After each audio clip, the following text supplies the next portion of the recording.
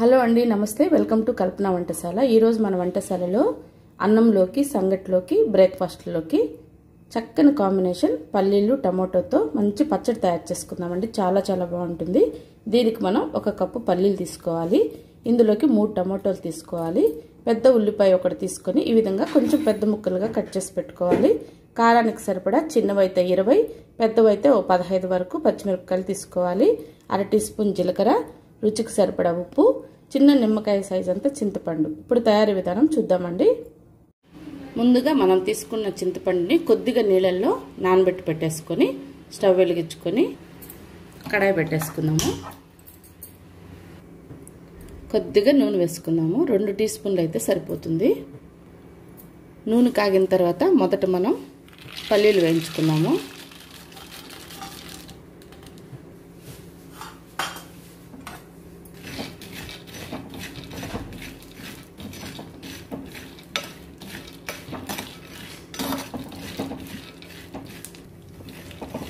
కంటిన్యూస్గా గెరిటితో కలుపుకుంటూనే మనం పల్లీలను వేయించుకోవాలి. లేదంటే అన్నీ సమంగా వేగవు.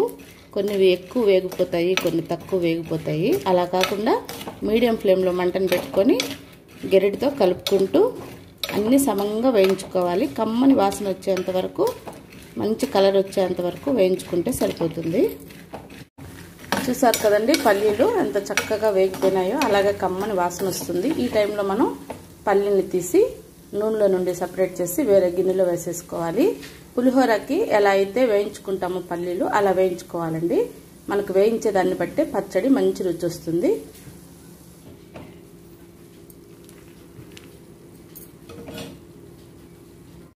ఇప్పుడు ఇదే నూనెలో మనం తీసుకున్న జీలకర్ర అలాగే పచ్చిమిరపకాయలు కూడా వేసేసి వేయించుకోవాలి.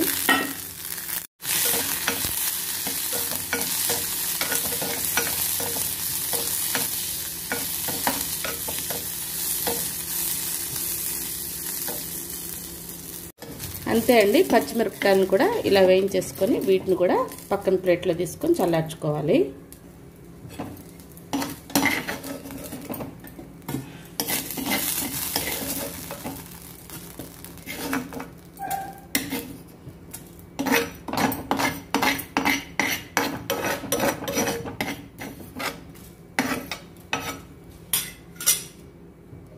ఇప్పుడు ఇందులోనే టమాటోలను వేసి కొంచెం మెత్తబడేంత వరకు మగ్గించుకోవాలి.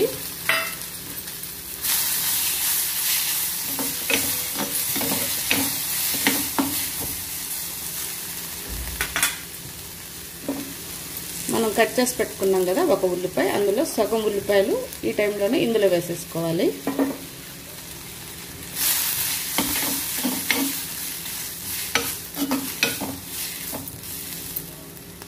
కొంచెం సేపు మగ్గనిద్దాము. మంటని సిమ్లో పెట్టేసుకొని కాసేపు మూత పెట్టేద్దాం. తొందరగా మగ్గిపోతాయి.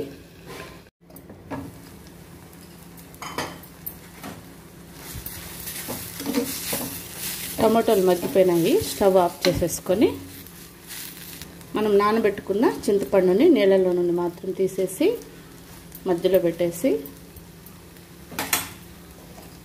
మూత పెట్టేసి ఈ వేడికి మాత్రం చింతపండు మగ్గేలాగా పెట్టేసుకుందాం. స్టవ్ ఆఫ్ చేసుకున్న తర్వాత చింతపండు పెట్టుకొని మూత పెట్టేసి స్టవ్ ఆఫ్ చేయాలి. అన్నీ చల్లారిన తర్వాత ఒక మిక్సీ గిన్నె తీసుకొని అందులోకి మనం వేయించి పెట్టుకున్న పల్లీలను వేసేసుకోవాలి.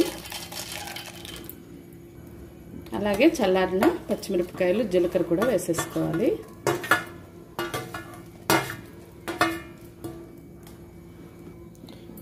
రుచికి సరిపడా ఉప్పు వేసుకొని నీళ్లు లేకుండా ఒకసారి మనం దీన్ని మిక్సీ వేసేసుకోవాలి. ఇప్పుడు ఇందులో పెనంలో నుండి చింతపండును మాత్రం తీసేసి వేసుకొని ఒక్కసారి కొద్దిగా నీళ్లు వేసి, ఆ నీళ్లు కూడా చింతపండు నానబెట్టుకున్నాం కదా, ఆ నీళ్లు వేసేసి మరొక్కసారి దాన్ని మనం మిక్సీ వేసేసుకోవాలి.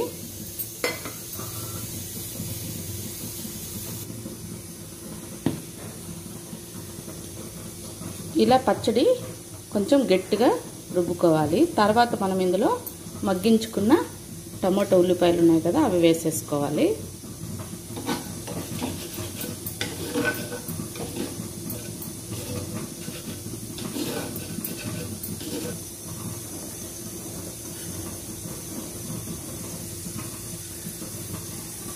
దీన్ని మరొక్కసారి మనం మిక్సీ వేసేసుకుందాం.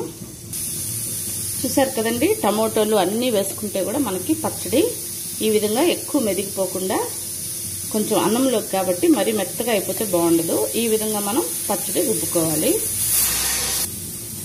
రోట్లో ఎలా అయితే రుబ్బుకుంటామో ఆ విధంగా మనం పచ్చడి టమోటోలు అన్నీ వేసుకుంటే కూడా మరీ మెత్తగా కాకుండా ఈ విధంగా పచ్చడి ఉండాలి. ఇలా ఉంటే మనకి అన్నంలోకి సంగట్లకు కూడా చాలా బాగుంటుంది. ఇప్పుడు ఇందులో చివరిలో మిగిలిన ఉల్లిపాయ ముక్కలు ఉన్నాయి కదా, అవి వేసేసుకొని మరీ మెత్తగా మెదిగిపోకుండా ఒక్కసారి అలా లైట్గా తిప్పుకొని ఉల్లిపాయలు అలాగే అక్కడక్కడ కనిపించే విధంగా మనం మరొకసారి దీన్ని మిక్సీ వేసుకుంటే మనకి పచ్చడి రెడీ అయిపోతుంది.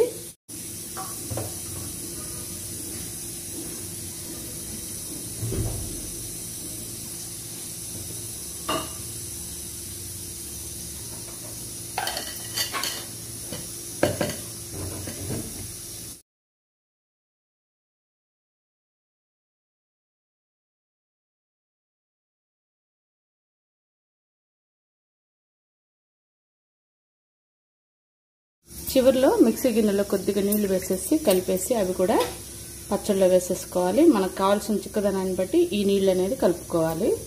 ఇప్పుడు అంతా ఒకసారి మిక్స్ చేసేసుకుంటే మనకి పచ్చడి రెడీ అయిపోయినట్లే. చూసారు కదండి ఎంత సింపుల్గా మనకి రోటి పచ్చడి తయారైపోయిందో. ఇది అన్నంలోకి, సంగట్లోకి, బ్రేక్ఫాస్ట్లు అన్నిట్లో కూడా చాలా బాగుంటుంది. తప్పకుండా ట్రై చేయండి. మీకు కావాలనుకుంటే తిరుగుబాటు పెట్టుకోండి, లేదంటే అవసరం లేదు. మేమైతే ఇలాగే తింటామండి, బాగుంటుంది.